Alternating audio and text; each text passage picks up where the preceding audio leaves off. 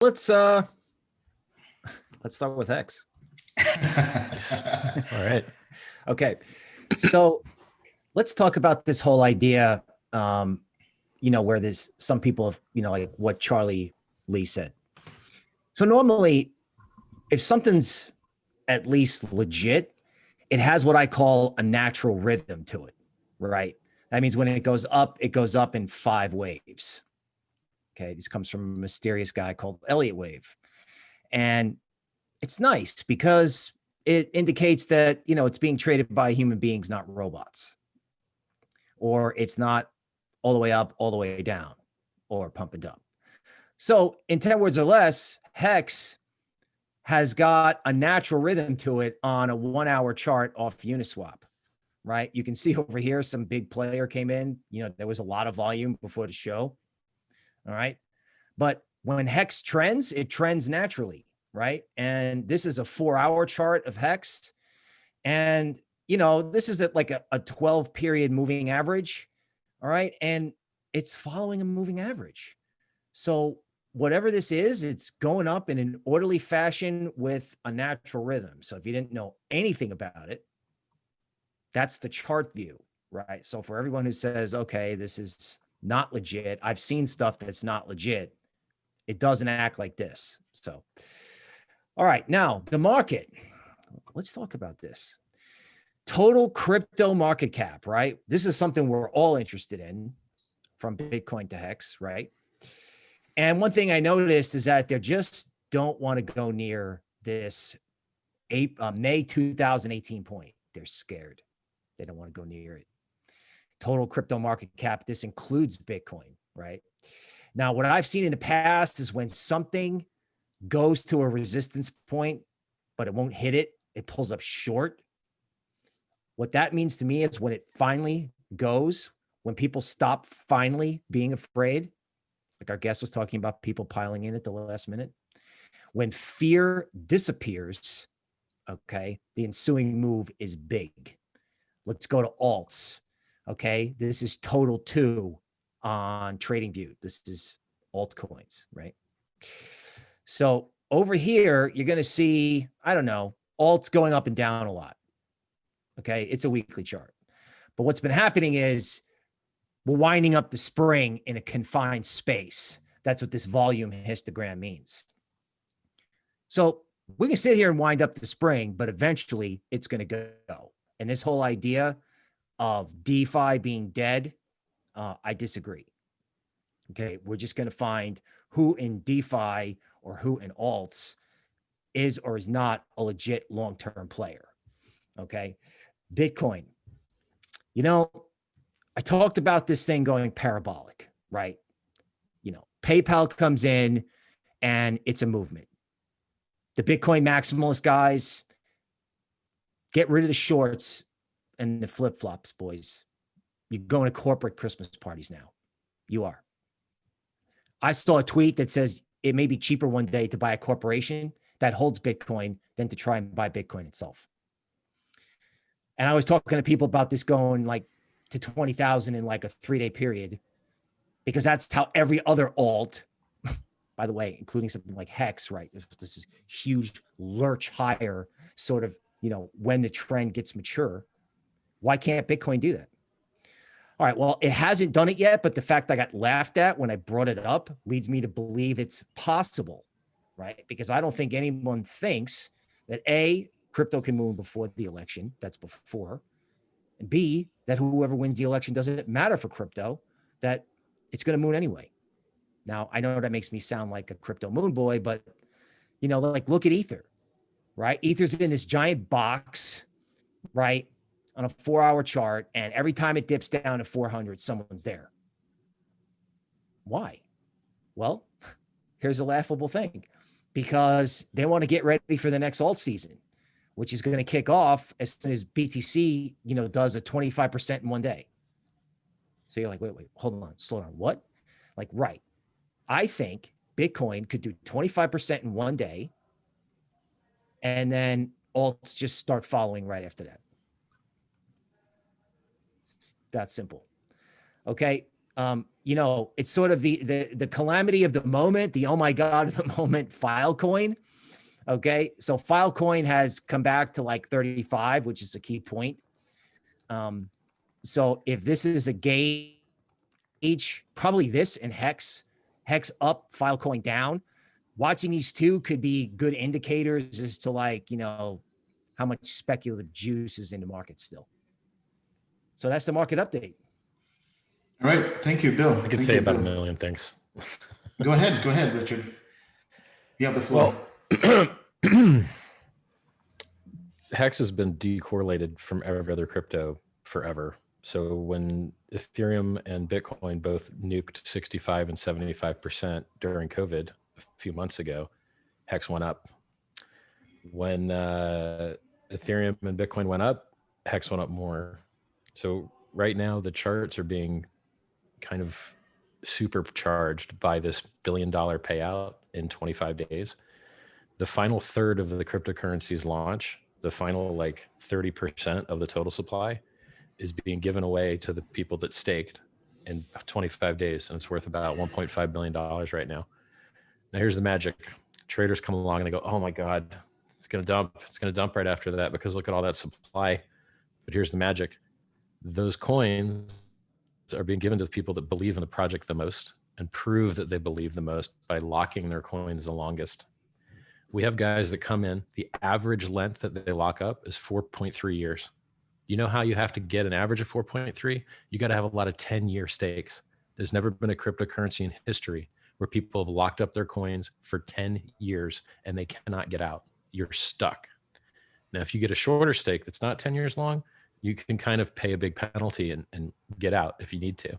But when you stake 10 years, you're in for years. For years, you are in. And then you do the chain analysis on these guys, which is what I love about Hex. Hex led the revolution and made Uniswap popular. Hex was 40% of the Uniswap volume and nearly their liquidity for months and months. So when that Uniswap airdrop came, the Hex people got 5% of the total supply of a $1 billion coin market cap. That's how many people Hex brought to the Uniswap ecosystem. So when you analyze markets, like if you see somebody buying Coinbase, you don't know who that is, and you don't know how much they have in their bag, and you don't know what other things that they own. But in Hex, when you look at the chart, you can go to uniswap.info and watch the trades as they happen, and you can click them and see, oh, this guy owns these other coins. And then you could paste it in hex.live or hexinfo.io and see how long his stakes are for, and see if he's a trader or see if he's a holder. You can see if he was profitable, if he made money, he lost money. If someone emergency end stakes and they plan to sell real quick, you can front run them and sell before they do. But sometimes it turns out they're just ending their stake early to restake longer to get more shares. And then you have to rebuy higher. There's this speculative stickiness that exists in Hex that it doesn't exist anywhere else, because there's no other currency in the world where you have a chart of what the future market supply is, because you know when the stakes are expiring. It's never existed before. It's the world's first blockchain city that monetizes time.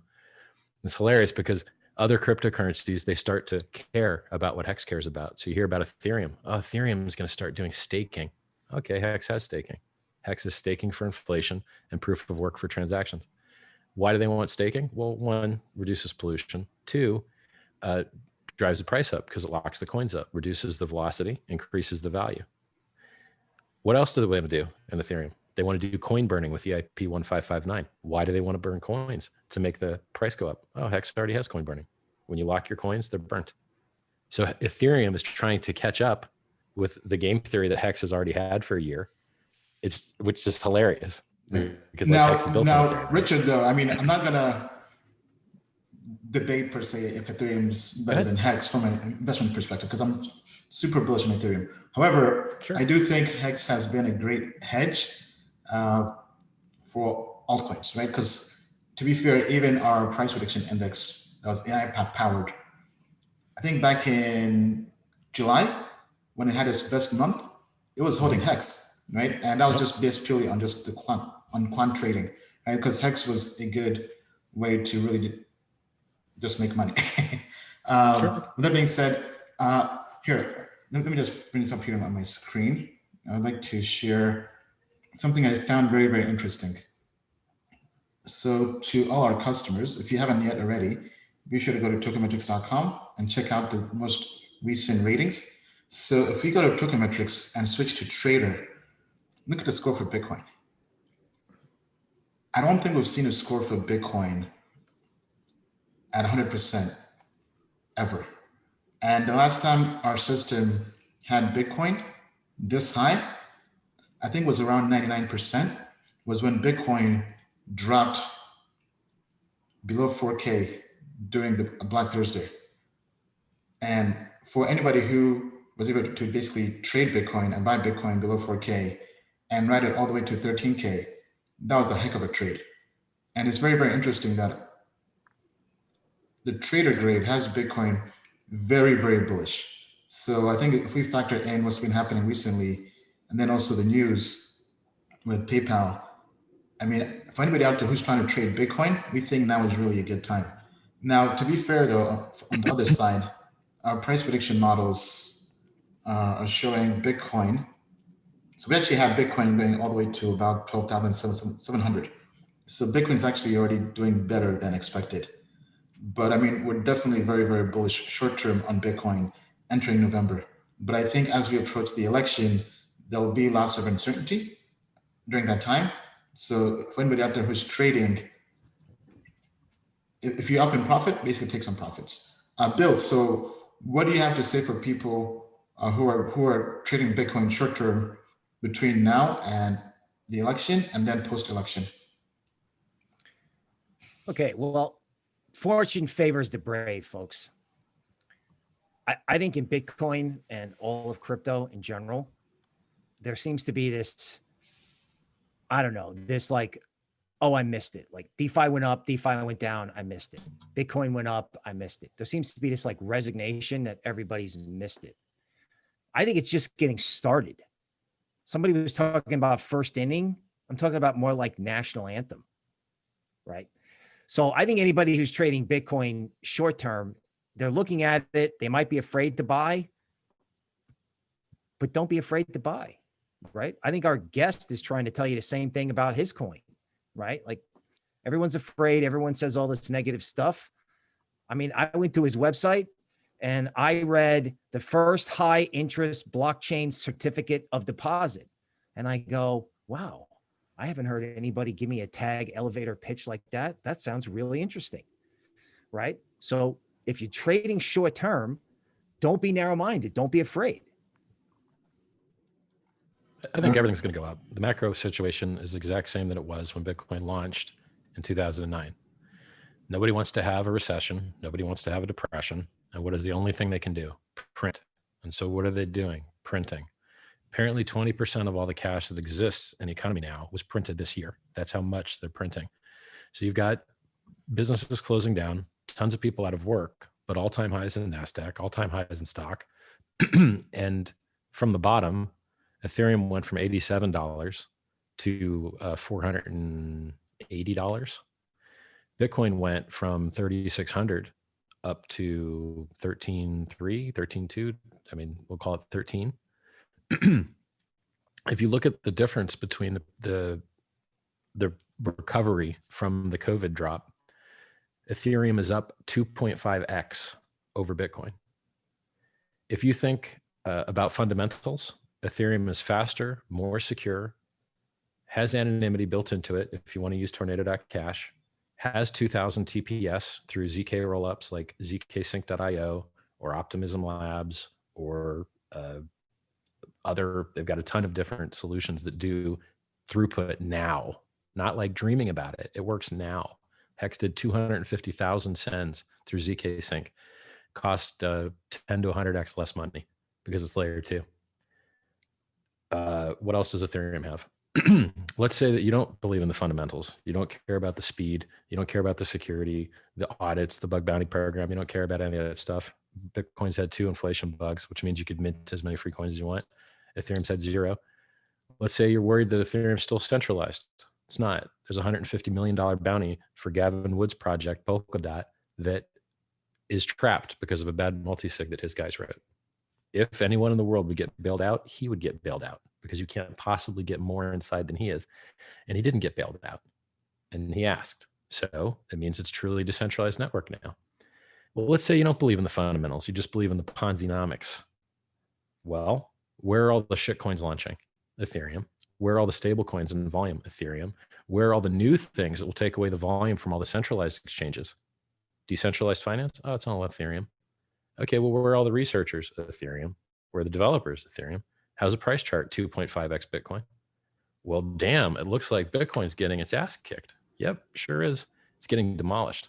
So this year, in the year 2020, Ethereum beat Bitcoin by like 2x, and Hex beat both of them by like 50x. It's up 152x versus the dollar, 92x versus Bitcoin, and 70x versus Ethereum. And this is, by the way, if you do the chart from 2020 of Bitcoin versus the other top market cap coins, Bitcoin's in the bottom third of performance. Everything nearly is doing better than Bitcoin this year. Nearly everything. And I mean, dog shit is doing better than Bitcoin this year. But because people don't know how to chart. Yeah. Well, I mean, that's why we're very bullish on altcoins, right? Because being a Bitcoin maximalist is a very expensive lesson to learn. Well, the time to switch was when everyone else became a maximalist. Remember we were sitting in Malta and we were all sitting there and everyone that used to shill altcoins was shilling Bitcoin maximalism. Do you remember that when we were sitting in the room? Yeah, that was the bottom. And I said, look, everyone that was going to sell sold. Everyone that used to shill alts is now shilling Bitcoin only. And that was the most obvious fucking like, you know. All right. Well, tell us what you think down in the comments below. Let's go on to the next section.